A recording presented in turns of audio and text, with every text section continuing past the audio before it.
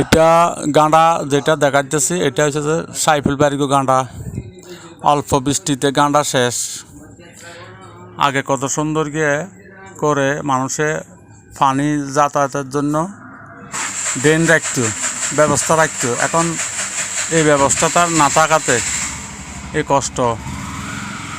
এই যে এখান দিয়ে দেলুবাড়িগো গরু ঘরের নোংরা পানি, গোফরের পানি রাস্তা দিয়ে গড়াইতেছে, কেউ কিছু বলার মানুষ নাই।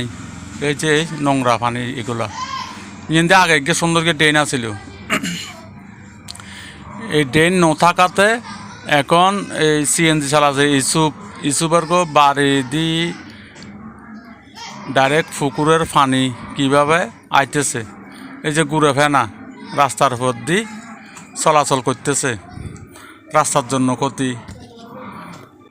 মানুষের পানি যাওয়ার কোনো ব্যবস্থা না থাকাতে এত কষ্ট। এই যে গোড়া উড়ানের ভিতরে ঘুরে ফেনার আর পানি থই থই করতেছে, এখান থেকে মাছ ধরতেছে। আর একটা হচ্ছে যে এখানে রাজুর্গ আলন সদাগরের ট্যাগ বলি আমরা বলি, হাবি রুটের মাথা বারকুণ্ড বাজার দিয়ে রাস্তা যেটা আছে ওইটা।